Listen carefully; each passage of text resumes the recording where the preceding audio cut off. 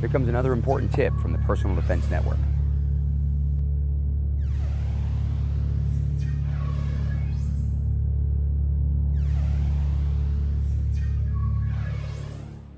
We're here at the Ancient City Shooting Range in St. Augustine, Florida, and I'm with Chuck Usina, the owner.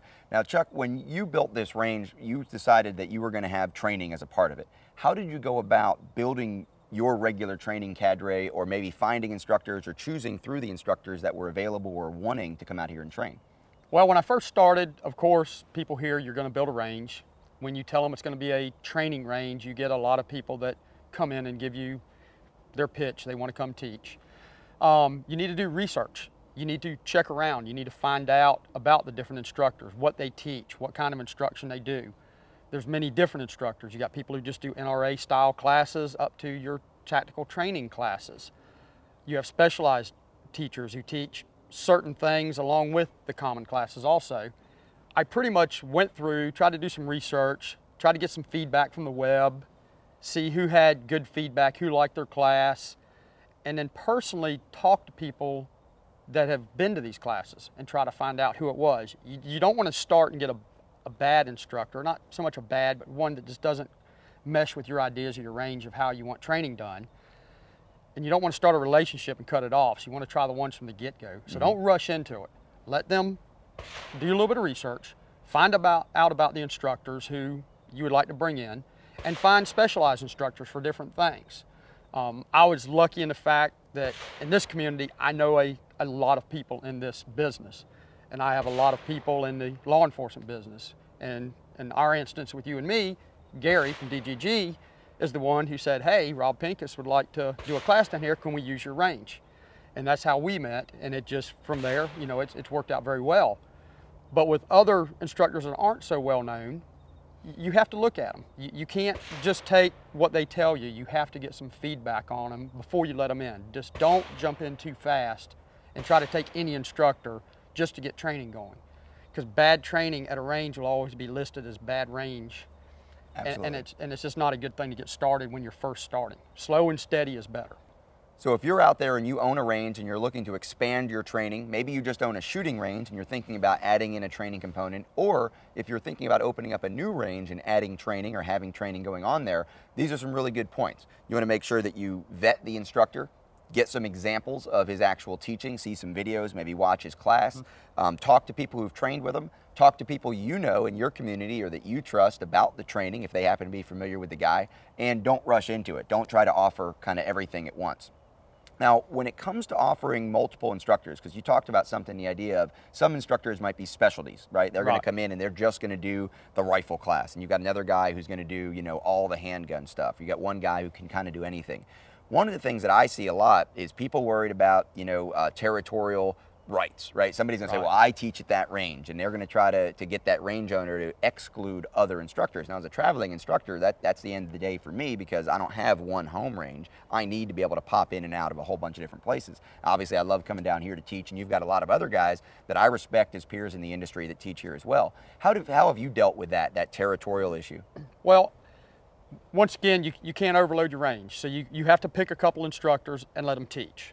It works really good if you have instructors that teach the same class but on different levels. So they can go, and we're lucky here, we have instructors that go from the one class straight into another one with increasing skill levels.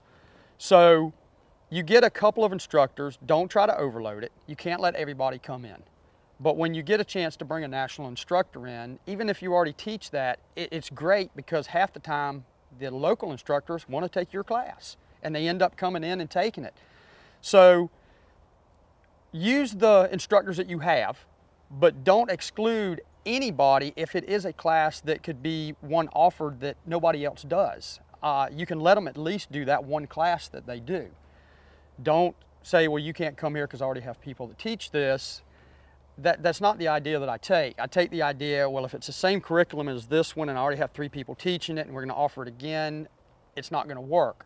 But, oh, you're doing this in your class and it's different from this and people would really enjoy this, then let's bring them in and let's try it. Well, let's do a class and we'll find out if people enjoy it. If they do, we might build a relationship to go further with it. So the exclusivity really is topical, it's not territorial. If someone's the breaching guide and somebody's the breaching guy, if somebody's the law enforcement officer survival guide, and that's what that guy does, but you could have 10 other instructors doing their specialties as well. Oh yes, oh yes. And you don't have to have just one instructor teaching combat carbine, because they have different styles of teaching.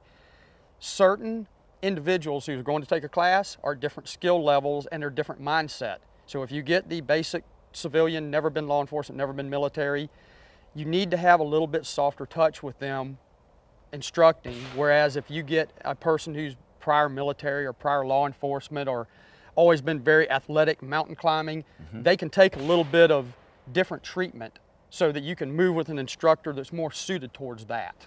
So having a diverse array of instructors that can fit the different needs of your different students is also an important facet. Right, exactly. Because like I said, one instructor usually cannot teach everything and usually won't teach everybody. They have an instructor usually has a specific group of people that they target. And a lot of them that try to get too diverse, then it becomes a conflict at the range. I get people that say, I teach everything from concealed weapons classes all the way to, tactical medical 4. Right, right. They can't do that because they can't be good at all of those. They're 30 years old and they haven't had enough experience in all of these things to do them as well as they need to do them. So they need to really pick one of these things and find an instructor who does fit that. And like I said, the most important thing is you need to watch them. You need to take time out of your schedule. I know it's hard when you build a range. You need to go watch your instructors before you let them come in. Yeah, incredibly important. You don't want that surprise as the range owner when somebody shows you a video of a class that was going on your range and you say, oh wow, I never saw that before. A little too late at that point. Oh yeah, because everything these days shows up on YouTube. Oh, absolutely. And that's the death blow if you get some instructor not watching this class and you have guys with magazines and guns walking and swinging them around, being unsafe. That will push more people away from your range and coming to classes for your instructor. It'll hurt both groups. So you really have to make sure about the integrity of the instructor and how they watch people and how they conduct their class. Excellent. I think that's a great point to end on. At the end of the day, it all has to be safe. You need to make sure that your members are not going to get hurt in the class. You need to make sure they're enjoying the class. You need to make sure they're getting quality instruction. And quite honestly, I would say that some of the range instructors that I deal with that are local guys are usually very open to the idea that some of the guys like me who travel around are coming in, as you said, they are not territorial. I almost see that as a big red flag. If some guy's saying, no, no, no, I teach here and no one else can come in, that may be a little bit of an issue that we want to look into a little closer, both in the instructing industry and also as a range owner. Right, right. You don't want any instructor trying to do that. If you do, get rid of them because they're going to stop.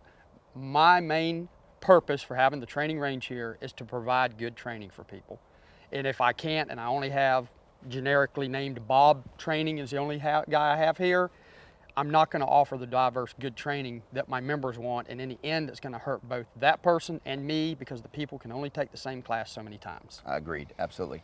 Well listen, this information, if you are that range owner, if you are that range manager, or you're thinking about developing or training range, the information that Chuck's putting out is incredible. Take a look at his website, Ancient City Shooting Range. I appreciate you sharing this insight. You know, it's a very big industry and there's a lot of people all over the world and especially all over the United States that need this information. You've got a lot of experience doing it. Appreciate you sharing it with us. Thanks, sir. Thanks. Be sure to check out the Personal Defense Network for more important tips just like that one.